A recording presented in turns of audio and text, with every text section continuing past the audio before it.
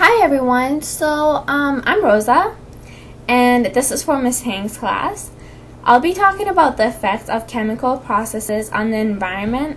This is the first topic on the list, and I hope you don't mind that I changed the name a bit.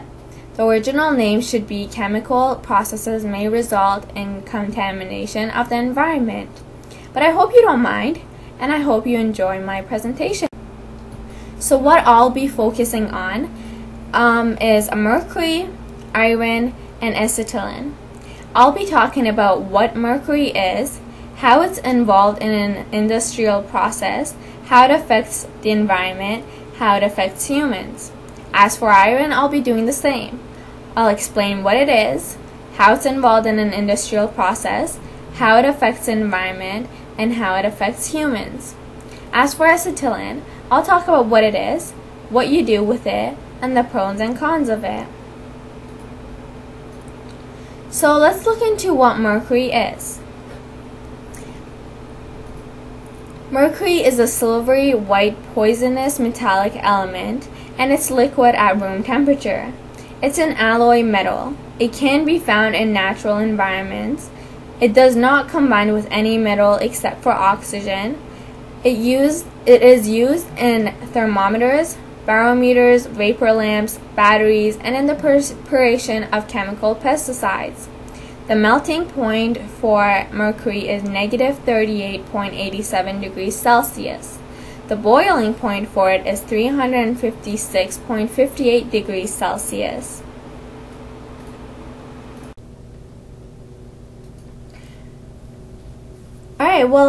Mercury in the environment, we'll look at how it gets to the environment, the possibilities, and what it does in the environment. So as you can see from our diagram, you can see that mercury can enter the environment from a number of paths. For example, if a mercury-containing item is thrown into the garbage, the mercury may be released into the atmosphere from landfill vapors, or the mercury may vaporize if the trash is incinerated.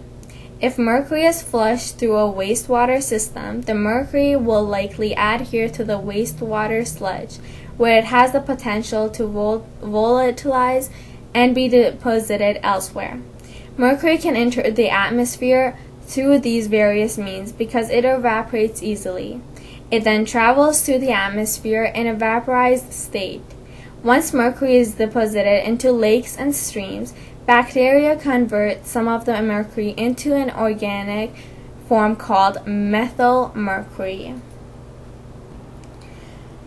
Mercury has become a pollutant of global concern that possesses risk to the health of humans and the environment. When released to the atmosphere, it may be transported from its point of origin and enter the global mercury cycle, converted by bacterial action in lakes and waterways to the more toxic form known as methyl mercury, as it was mentioned in the last slide. It then bioaccumulate in fish and shellfish. Through the cycle, mercury can contaminate entire food webs, posing a serious threat to ecosystems' health and particularly to the higher order species in the food chain. So as you can see in our diagram, the organisms have mercury in them. The little dot spots mean they already have it. And the fish eat the organisms, so they get it. And as you can see, animals and humans as well eat fish. So when you eat fish, it also enters your body. And let me tell you that mercury is very dangerous to humans. High levels of any mercury exposure for humans can cause severe health problems immediately. In most chemical forms, mercury is a neurotoxin. This means it can cause damage to the brain and central nervous system. It also affects the kidney and lungs. Methyl mercury is known to affect learning ability and neurodevelopment in children. So as it was mentioned before, it is very dangerous to humans. Okay, so the industries that involve mercury are electrical components, electrolytic manufacture, and coal mines. So now that we're done with mercury, we can talk about iron. So let's look into what it is first. Iron is a transition metal.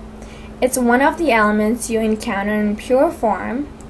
It is essential for nutrition and used in a variety of household objects. It's one of the most plentiful elements. It's used to make steel, an alloy of iron and carbon. The melting point for iron is 1,535 degrees Celsius.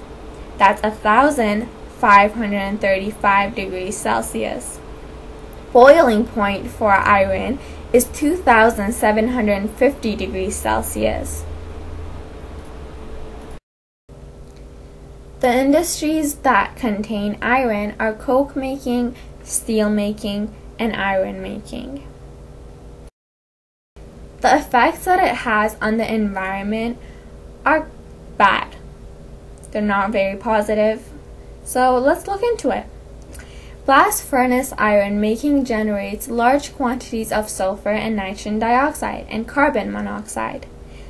This little diagram shows you the furnace, and it shows you that when iron is entered through it, it releases sulfur and nitrogen dioxide as well as carbon monoxide.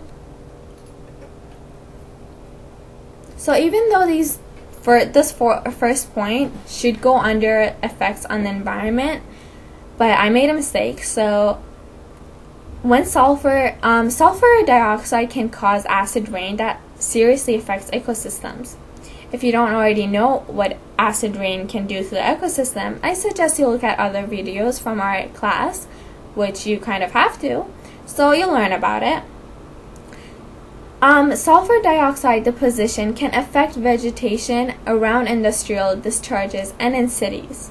Now the effects of sulfur dioxide on humans can cause respiratory problems such as bronchitis, and it has also been linked to cardiovascular disease.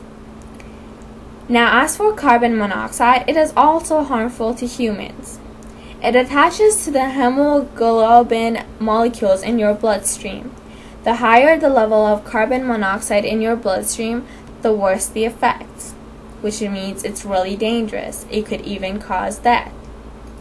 Alright, so now we can move on to our last topic of the day, which is acetylene, and we'll look into what it is. So as you can see from the structure, it is a triple bond. Acetylene is a hydrocarbon, and you can learn more about that in chapter 13 of our book, I believe, or 13.3. I think it involves in it. But yeah, look into chapter 13 if you want to get to know more about hydrocarbon. The chemical compound with the formula is C2H2. Its simplest alkyne. It's unsaturated because its two carbon atoms are bonded together to form a triple bond, as you saw in the previous slide. It's a colorless, highly flammable or explosive gas. And yes, its natural state is gas. Acetylene is also called ethene. The last three letters of this word, Y and E, mean triple bonding, and the first three letters, ETH, mean two carbons. So two carbons, triple bonding. Industries that include acetylene are metal welding and metal cutting. So do you want to know about an interesting fact? Do you want to know how it's produced? Alright, well I'll tell you. When you mix CaC2 with 2H2O, it produces C2H2, which is acetylene, and it also produces CaOH2, which is calcium hydroxide. Calcium hydroxide is also known as slaked lime. The cons of calcium hydroxide is that it's unnaturally lowering the pH level of bodies of water. The pros of it, however, are It's required to create cement and mortar.